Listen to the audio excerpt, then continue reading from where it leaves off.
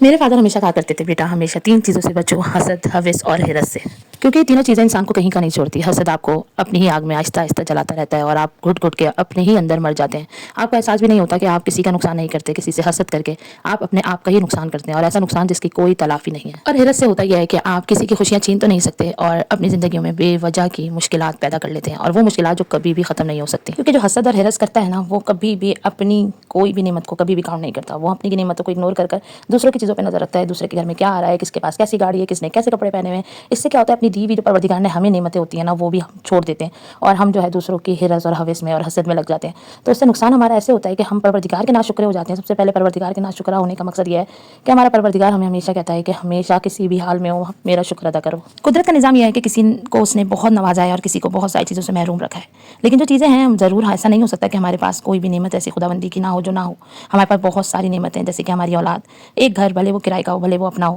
ٹھیک ہے، گھر میں سکون، آپ کے بچے آپ کی زندگی میں روزانہ اللہ میاں بھوکا اٹھاتا ضرور ہے لیکن سلاتا نہیں ہے۔ تو ان چیزوں کو اگر ہم کاؤنٹ کرنا چھوڑ دیں نا، جو ہماری زندگی میں مشکلات کا سبب بنتی ہیں، تو یقین جانیں ہم ان اپنی خوشیوں کو روزانہ کی بنیاد پر بہت انجوائے کریں گے جو اللہ میاں نے ہمیں دی ہیں۔ جیسے کہ ہم صبح اٹھتے ہیں، صحت مند ہماری زندگی ہے، ہم اچھے سے اپنی آنکھوں سے دیکھ سکتے ہیں، ہاتھ پیر سے چل سکتے ہیں، سانس لے سکتے ہیں الحمدللہ۔ اور کچھ لوگ ایسے ہیں جو ان چیزوں سے بھی محروم ہیں، جو صبح آنکھ تو کھلتی ہے لیکن وہ نہ چل سکتے ہیں، نہ بول سکتے ہیں۔ کتنے ہی لوگ دنیا میں ایسے ہیں جو خدا نے جنہیں پرفیکٹ نہیں بنایا، جنہیں بالکل بھی کسی نہ کسی چیز سے محروم رکھا ہے۔ تو خدا را دوسروں کی زندگیوں میں جھانکنا چھوڑ دیں، دوسروں کی زندگیوں میں انٹرفیئر کرنا چھوڑ دیں، دوسروں کی زندگی کو جو ہے وہ آئیڈلائز کرنا چھوڑ دیں، کیونکہ آپ کی زندگی بہت خوبصورت ہے۔ پلیز دوسروں سے حسد نہ کریں، دوسروں کی چیزیں، اس کے گھر میں یہ آیا تو میں بھی یہ کروں گی، اس نے یہ کیا تو میں بھی یہ کروں گی۔ خاص طور پہ عورتوں میں بہت ہوا کرتا ہے کہ اگر کسی کی کوئی چیز دیکھ لی تو بس ہمیں بھی وہ چاہیے، اور اس کی تگ و دو میں لگ جاتے ہیں اور اپنے زندگی کا، اپنے گھر کا سکون برباد کرتے ہیں، کیونکہ ہو سکتا ہے کہ وہ چیز دوسرے کو تو بہت آسانی سے حاصل ہو گئی ہو لیکن آپ کو بہت ساری محنت اور بہت سارے کمپرومائز کرنے کے بعد حاصل ہو۔ اور پتہ ہے کیا ہوتا ہے کہ ایسے لوگ میں نے دیکھا ہے کہ وہ زندگی بھر بے سکون رہتے ہیں، انہیں کیونکہ کسی کی کوئی چیز دیکھ کے، جن لوگوں کو حسد ہوتا ہے نا، جن لوگوں کو ہوس ہوتی ہے، حرص ہوتی ہے، ان کو دوسروں کی چیزیں دیکھ دیکھ کر نا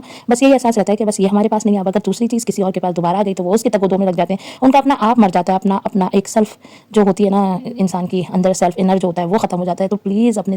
زندگیوں کو دیکھیں، دوسروں کی زندگیوں میں جھانکنا، دوسروں کی زندگی کو آئیڈلائز کرنا چھوڑ دیں۔ آپ کی زندگی بہت خوبصورت ہے اور اپنی زندگی کو بھرپور جیئیں۔ وہ ایک زبردست بات ہے نا کہ آپ کسی کے منہ سے نوالا تو چھین سکتے ہیں لیکن کسی کی قسمت میں آئی ہوئی اچھائیاں، کسی کی قسمت میں آئی ہوئی چیزوں کو کبھی بھی نہیں چھین سکتے۔ یہ خدا کی ہی دی ہوئی چیزیں ہیں جو خدا کس کو کیسے نوازتا ہے اور کسی کو کیسے نوازتا ہے۔ ہوپ کہ آپ لوگ کو آج کی میری یہ بات سمجھ آئی ہوگی، اور سمجھ آئی ہوگی تو پلیز امپلیمنٹ کریں اپنی زندگیوں کو، کیونکہ ہمیں زندگی ایک ہی بار ملی ہے، بہت اچھے سے گزاریں، بہت خوبصورتی سے گزاریں اور اپنے خدا کا ہر حال میں شکر ادا کریں، کیونکہ میرا پروردگار فرماتا ہے کہ تم اپنے شکرانے کو بڑھا دو، میں تم لوگوں کی نعمتوں کو بڑھا دوں گا۔ تو پھر ملوں گی انشاءاللہ ایک اور زبردست ولاگ کے ساتھ۔ Thank you so much, thanks for watching, اللہ حافظ۔